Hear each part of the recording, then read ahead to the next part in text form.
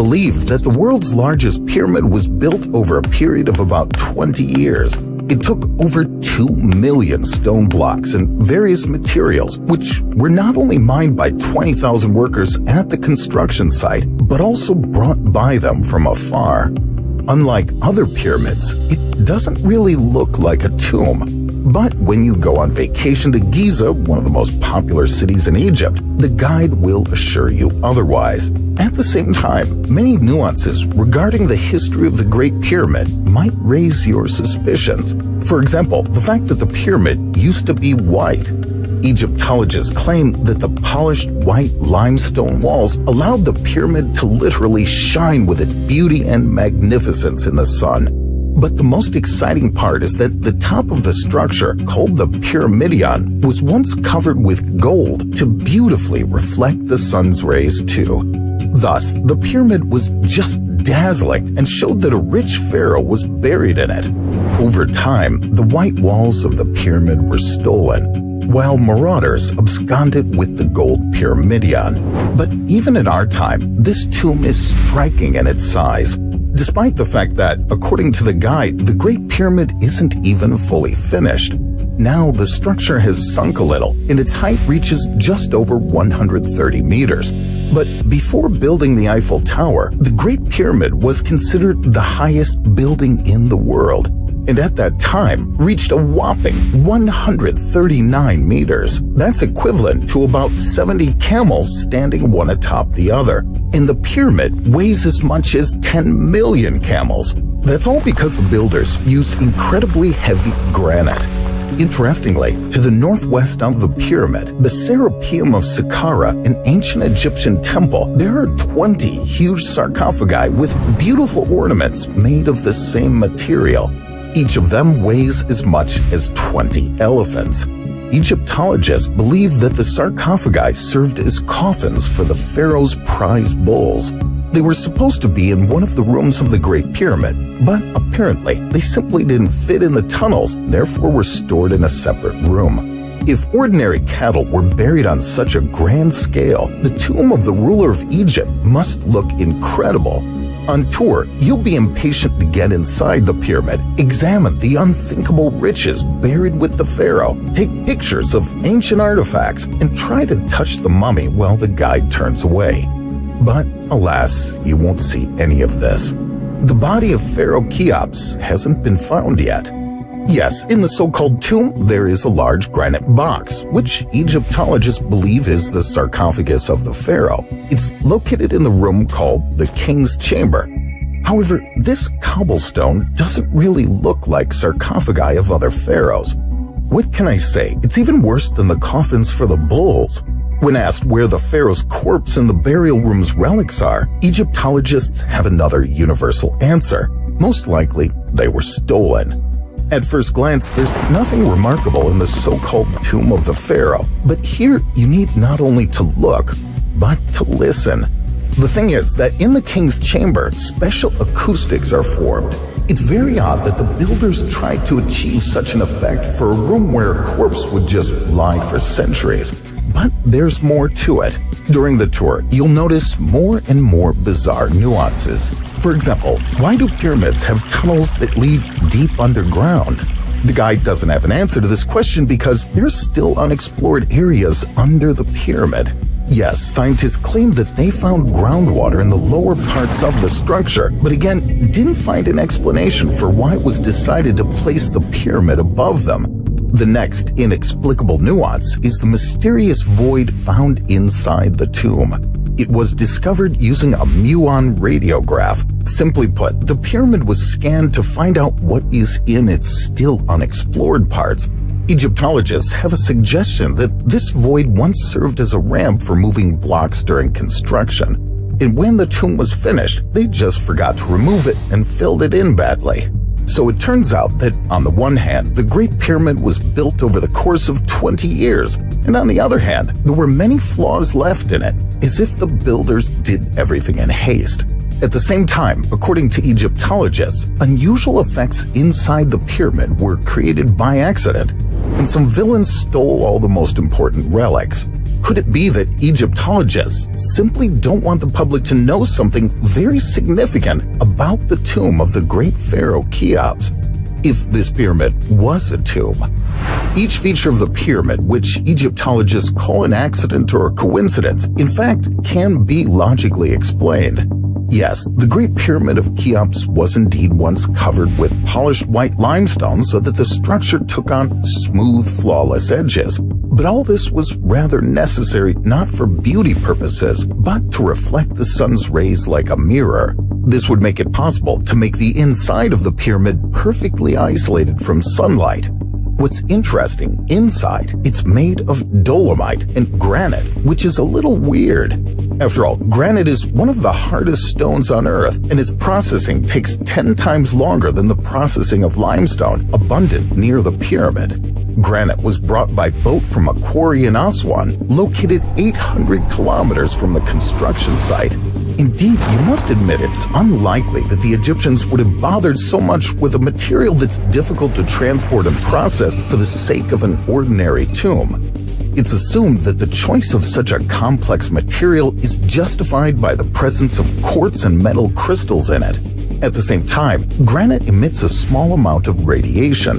And most importantly, it's a good conductor of piezoelectricity, a charge that's created using crystals.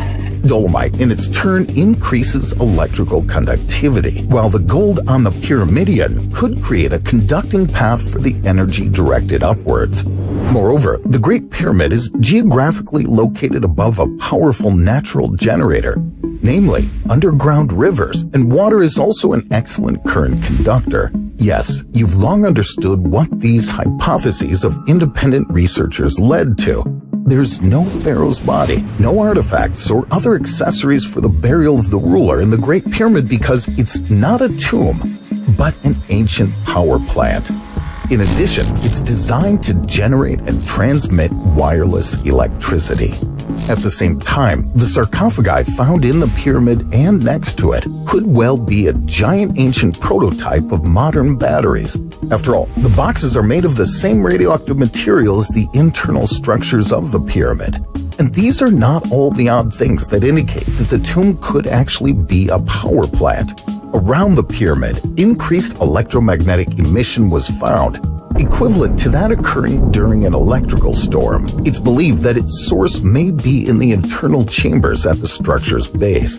In this case, to transmit electricity to the desired point, you only need copper wires, allegedly stolen from the pyramid by Zahi Hawass. It would seem that everything fits, though there is one but. Egyptologists claim that the pyramid remained unfinished, so it's unlikely it could function as a power plant. Or am I wrong? English engineer Christopher Dunn noticed odd cracks in the ceilings of some of the pyramid's chambers. He suggests that an explosion could have occurred inside the building. Egyptian historians quite recently ruled out such an option. But recently, even they've begun to talk about a possible ancient cataclysm, like an earthquake that damaged the pyramid. But you see, no damage was found in the chamber underneath the pyramid, which was supposed to be closer to the earthquake's epicenter. However, the walls in the king's chamber just seem to be convex, and you can see gaps between them and the floor. This may indicate that the walls were affected by an explosion inside the pyramid. And the so-called pharaoh's sarcophagus today has a chocolate brown color, not the original pink shade of the Aswan granite it was made from. The change in color could be caused by strong heat. It turns out that many years ago, a powerful energy impulse could have happened in the chamber, leading to an explosion. Some scientists believe that the special acoustics in the king's chamber isn't an accident either. The fact is that it can be used to transmit energy over long distances. To do this, you can use the conversion of acoustic energy into kinetic energy. Imagine an opera singer who breaks a glass with their voice. The frequency of the singer's sound waves coincides with the resonant frequency of the glass, and the acoustic energy becomes kinetic. Thus, wireless transmission of electricity could be carried out even through solid materials and over great distances. And this secret of the Great Pyramid might have been revealed by one famous physicist at the end of the 19th century. Serbian-American engineer Nikola Tesla claimed he could use the planet itself with its two poles as a gigantic electrical generator of limitless energy. Total, the Egyptians created 28 obelisks, but for some reason, similar stones were also found in Istanbul, Rome, London, Paris, and New York. It turns out that back in 2600 BC, the Great Pyramid could well have functioned as a powerful wireless power plant. And its secret may have been revealed by Tesla a century before modern scientists just started talking about it. The only thing is that the tower project of the most brilliant physicists failed. In order to achieve the same electrical potential, which, according to Tesla, the Great Pyramid of Cheops had, the engineer needed to repeat its structure as accurately as possible. Unfortunately, Tesla didn't have 20,000 workers or a considerable amount of money to pay for labor and purchase the necessary materials. This and a number of other reasons hindered the scientists' work, and patrons got tired of waiting for the promised breakthrough in science. Therefore, sponsorship stopped and the project was closed. But what if Tesla really had succeeded? Then, our ancestors in the 19th century would have driven electric cars without any problems, and Elon Musk wouldn't have gotten rich on Tesla cars before Tesla himself. In addition, modern electric cars are far from perfect. They're expensive and time-consuming to charge, and there are only a few fast-charging stations. Nowadays, scientists haven't unraveled the secret of the Tesla Tower, so they're tormented by the development of roads made of magnetized concrete so that electric vehicles might be able to be charged while driving. But so far, without success. Although Tesla wanted to make his creation public, his sponsors were worried about how to stop people from stealing energy. To do this, Tesla planned to make wave frequencies that would come in a coded sequence. In other words, the receiver had to know the code to synchronize its resonator to receive a signal, as it happens with the password on your router. In addition, Tesla claimed that with the help of his invention, people would be able to transmit voice signals, newspaper articles, and even photos over long distances. And this means that Tesla could have come close to creating a prototype of today's internet. Then, already in the 1930s, Hollywood actress Sari Maritza wouldn't have starred in black and white movies. Instead, she would go live for her wealthy fans. Whereas artist Grant Wood would probably create paintings with artificial intelligence rather than paint and canvas. If Nikola Tesla's plan had worked, we would get rid of many chargers and wires forever. But if, at the time of Tesla, people already knew about electricity, it's much more interesting to find out about how a wireless power plant could have been used in ancient Egypt. Yes, during the excavations and research of the Egyptian pyramids, archaeologists didn't find any ancient devices that might need electricity. But they found rather strange hieroglyphs found in the Hathor Temple, located in the Egyptian city of Dendera. Some see this drawing as an analog of a modern light bulb. If so, it turns out that the Egyptians used electricity as early as 2250 BC. Perhaps it was even electrical technology that helped the Egyptians build such large-scale structures without exhausting human labor. Let's assume that the destruction of the ancient Egyptian station in the form of a pyramid didn't happen. Then we wouldn't consider the wealthiest country to be Luxembourg, while the most electricity-selling country wouldn't be Canada.